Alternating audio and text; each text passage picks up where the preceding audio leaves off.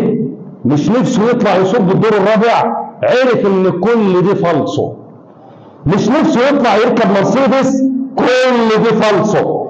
مش نفسه يطلع يتجوز على مراته، كل دي فالصو. مش نفسه يرجع الدنيا عشان يعمل أرصدة في البنوك، كل دي فالصو. والنبي محمد يقول ركعتين لصاحب هذا القبر وكمان خفيفتين. ما بالك بقى اللي هيطول فيه، ما بالك اللي هيقعد بعد الركعتين يستغفر، ما بالك اللي هيقعد بعد الركعتين يفتح المصحف ويقرا له صفحه من القران، ما بالك بعد الركعتين اللي هيصلي على سيدنا النبي، ما بالك بعد اللي هيطلع من صلاه الجمعه يروح يزور اخته ابنه بخاطرها، ما بالك اللي هيطلع يبوس ايد امه. كل دي درجات عند الله. اللهم بلغت، اللهم فاشهد. هذا بلاغ للناس ولينذروا به وليعلموا اننا هو اله واحد وليذكر اولو الالباب. انت جالك واحد النهارده ربنا يقول لك جالك واحد يذكرك وانت لم تتذكر، وما يتذكر الا من يريد. ان في ذلك لذكرى لمن كان له قلب او القى السمع وهو شهيد. الامان الاول صلاه الفجر كي تعيش في امان وتخرج منها بسلام، والامان الثاني قراءه ايه الكرسي بعد كل صلاه، فان قراتها لا يمنعك من دخول الجنه الا ان تموت. ثم الامان الثالث هو سيد الاستغفار، هو اعتراف للعزيز الغفار. بتعترف لربنا وتقول له انا مذنب، انا اخطات، انا بعترف بخطئي، ومين هيغفر لي غيرك؟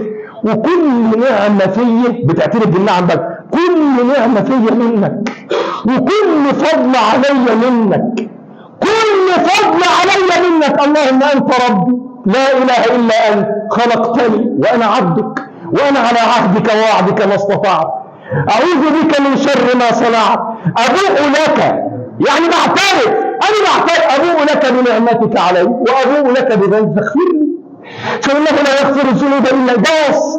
وربنا عايز لك ان انت تعترف بذنوبك بس، ان انت مش عايز ترجع.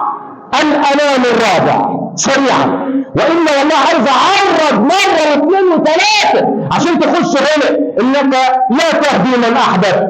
الامان الرابع لكي تعيش في امان وتخرج منها في سلام، عليك بثلاث كبسولات من الصيدليه المحمديه في الصباح وثلاثه في المساء، يعني ثلاثه في اذكار الصباح وثلاثه في اذكار المساء. ايه؟ اسمع ماذا قال الحبيب. قال من قال حين يمسي وحين يصبح 3 مرات بسم الله الذي لا يضر مع اسمه شيء في الارض ولا في السماء وهو السميع العليم لا يضره شيء.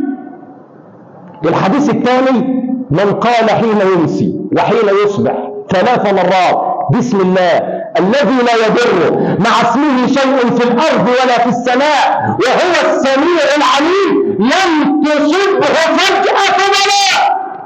يعني ايه؟ اللي خايف من المصايب اللي بتيجي مفاجأة يقول لك يا قاعدين يكفيكوا شر الجايين.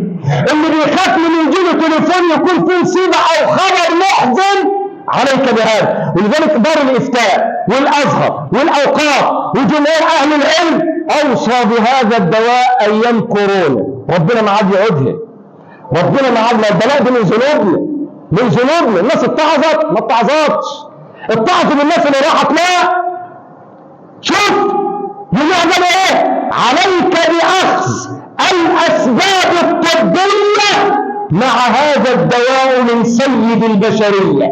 بسم الله. كنت مصدق انك هتقول ياخد منك دقيقه ماتش الاهلي والزمالك عمال تتكلم وتحلم وتزوج دي وتضرب. يا عم خليك في اخرتك، يا عم خليك في حاجه تنفعك، يا عم خليك في حاجه تنفعك في ميزانك. يا عم انت بتقري في الفاضي. شوف انت لما بتتكلم في الكوره ولا بتتكلم في السياسه، تكلم لك ربع ساعه، انت بتقعد بالساعتين.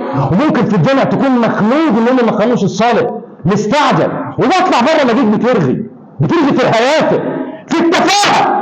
الربع ساعه ديت لو قلت فيها سبحان الله بحمده، الربع ساعه دي لو استغفرت فيها ربنا استغفر الله شوف دي هتفرق معاك ايه؟